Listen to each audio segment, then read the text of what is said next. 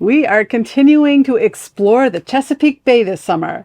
And this update is covering the lower Chesapeake and the eastern shore, the lower eastern shore. We've had a lot of great adventures. We got a lot to fill you in on. I'm staying on the path that I've chosen, straight up. Come my way and I'll see you at the top. 'Cause something's gonna happen in this story, and I can feel it coming, like the rising of the sun. This train. Ooh, wow, yeah. We're going to do this recap, and it's like got to be bullet listed and chronicled. Yeah, maybe we need to do our travelogue videos a little more frequently, but that's more work. Yeah, this is covering when we last left you. Had just come out of the Rappahannock River and had just pulled off to the side, and we're going to start there. That was almost a month ago, so we've got like 3-ish weeks of updates to give you, covering May and June travels and our experiences over Memorial Day and stuff. So let's get started. Yeah, let's try to make this video not 3 weeks long.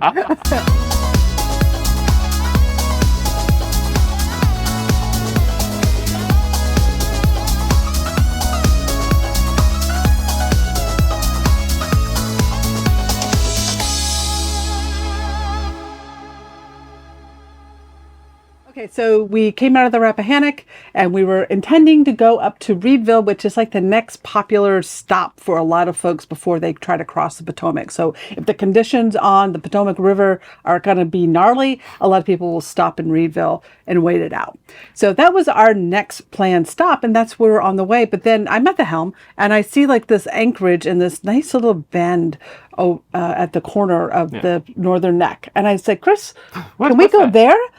Look, do we really need a long cruising day? Let's just find a good place to stop. And like, well, yeah, that anchorage has actually got pretty good ratings. It looks kind of empty over there. Not too many crab traps.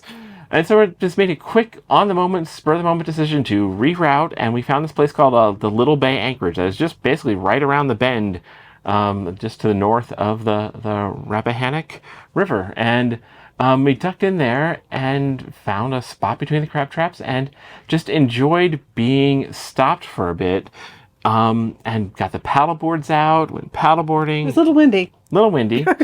Okay, yeah, went paddleboarding, went for a walk on the beach, saved us some upside down horseshoe crabs, which is kind of like seeing these little dinosaurs and helping them, so maybe they'll help us someday.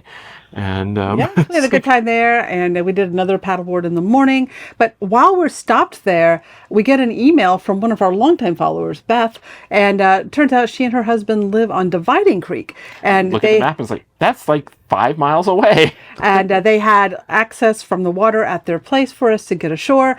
And, had we gone on to Reedville, we would have already passed them. So I call that a serendipity stop. It allowed serendipity to catch up with us. So our next stop was going to see them. Yep. So it was a very short cruise up into Dividing Creek and anchored in a cove right off their dock, and got to meet these people we've interacted with online for years. She's been following along from the very beginning when we had the Tab Travel Trailer. Yeah, so longtime follower, and got to meet in person, and she showed us some of the highlights of her town. So they live in the rural area, but took us hiking on the nature preserve there. And hike turns into a wade. When a hike turns into a wade. And that means we're going to have wet shoes. Oh, pretty colors. This is calm as calm can be out there. And into Kilmarnock. Yep. And so we went to a little museum there. They took us out to dinner to a Thai restaurant and took us to Good Luck Winery. I think we saw all the sights in Kilmarnock. And we got to borrow the car also and do a provisioning run to Walmart. But it was important. We got to spend a day connecting with people who have had their lives inspired by our sharing, and that is always an RV special. And a boat and all this. So yeah, we got to hear all their adventures too. So that was great, and we just love when serendipity works like that, and we have these great meetups. Yeah, so if we're coming your way, please do reach out. We do love it. That is why we post these videos. It's not for any other reason, really. It's to connect with you. Yeah. Now, an additional bit of serendipity there is, like, if we had gone to Reedville on our intended timing, we would have missed out on this next stop as well, because the next kind of big creek up just south of Reedville was Mill Creek.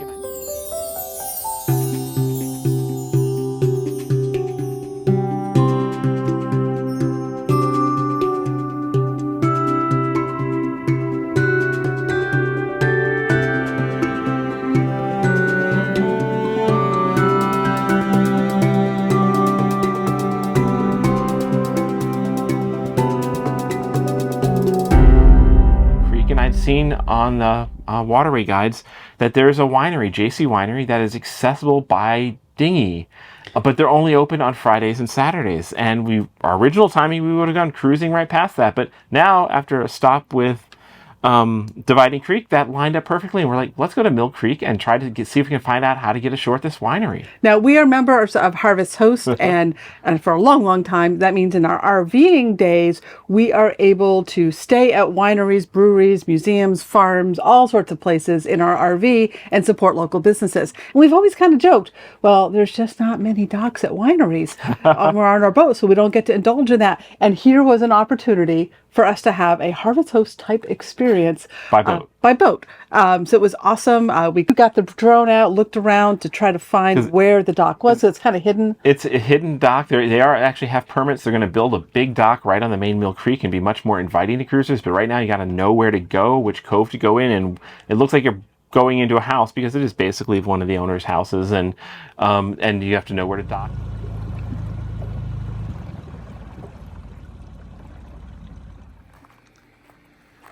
Open mic night, Friday night at the winery.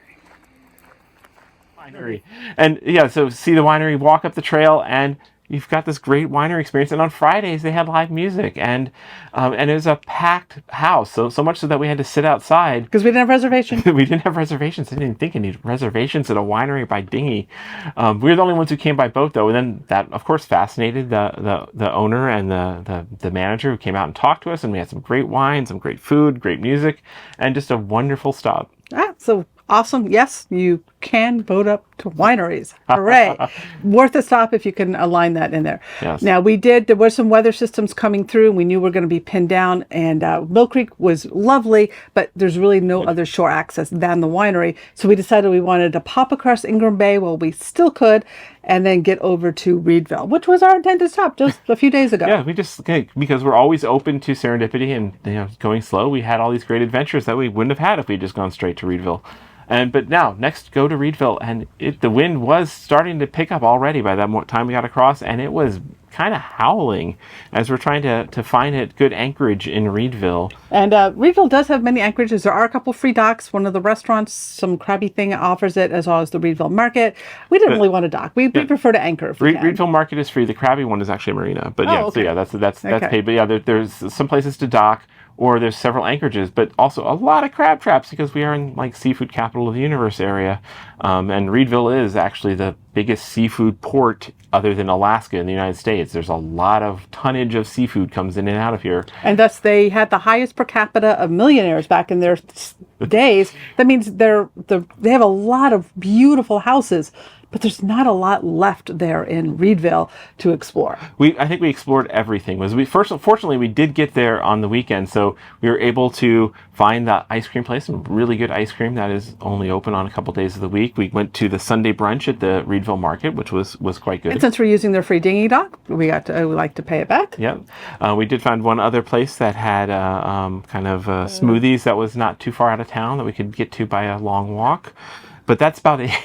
Yeah, there's not much else. There's apparently some railroad, a wooden boat construction that's popular on YouTube or something that's there as well, but it didn't seem... There was a museum there as well that we went to, the Maritime and Museum. Actually, that was a really well-done museum. Yeah, we've been learning a lot. Every town seems to have a museum about the watermen and the crabs and the oysters, and I'm finally starting to understand crabs and oysters and what the life cycle and how all of this. Exactly. So we did end up waiting out in Reedville for 3 days. Every time we thought it might be okay to go out there, we would have another boater come in, set their anchor, totally exhausted from being bashed. And we had several firsthand accounts of people that said it was the worst cruising conditions they had ever experienced in their years of cruising.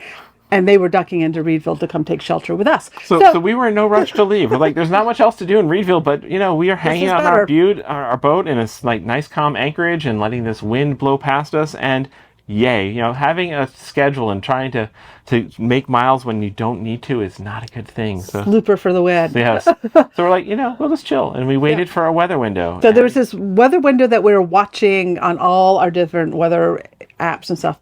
And one of them we're using is the Chesapeake Bay observational forecasting model by NOAA, which shows you the wind forecast on several different buoys throughout the Chesapeake Bay, and that is considered one of the most reliable, as well as the marine forecast that you're reading as well. And they were all converging on like this 6-hour window that Yes. we'd have to like wait until noon on a certain day and then be able to leave and probably get across without dying. Yeah, and our goal was to fully cross the bay. We wanted to go over to the other side of the bay and explore some of the stuff on the eastern shore. So we were looking for a window to get across, kind of because the next thing going north would be the Potomac River, and we're not ready for that yet. So let's go across and see what's on the other side. All right, we are leaving Reedsville after 3 days at anchor with a lot of blustery wind and small craft advisories out there on the bay. We've got a weather window, literal window. Tomorrow is bad weather. Yesterday, or even this morning, was bad weather. So we're going to, hopefully this window will let us get all the way across the bay to Crisfield. That's the plan.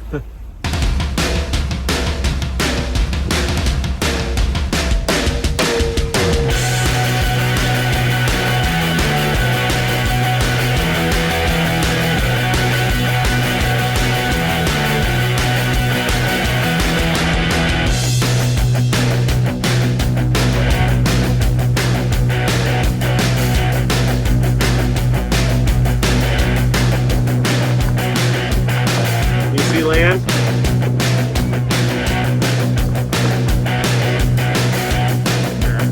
Yeah, that's delicious.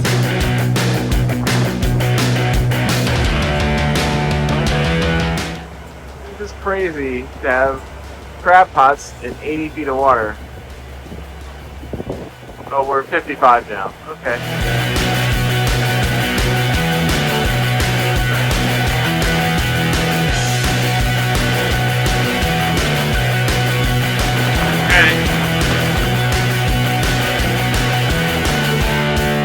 A little bit rocky. So we wanted a good window because it's a pretty long crossing, and we found it.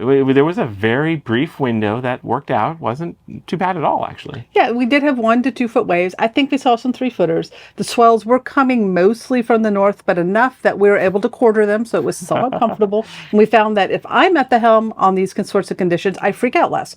So, Yes, so it's control freak works.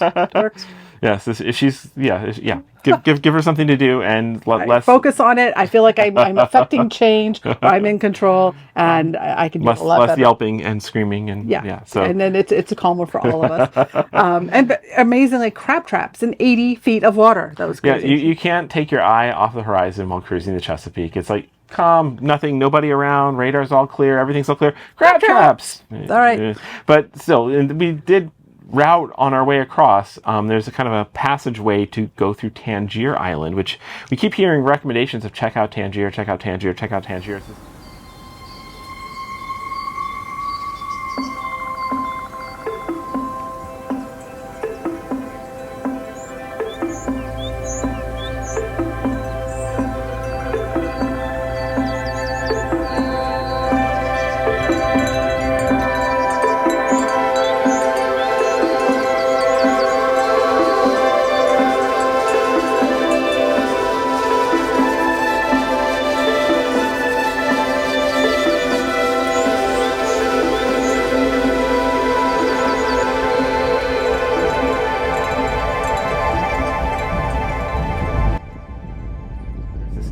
Literally a sinking, a vanishing community because the land is sinking below the waves. It's been a waterman community going back hundreds of years, so much so that all the locals still have kind of a pre-colonial dialect and accent. It's a fascinating place.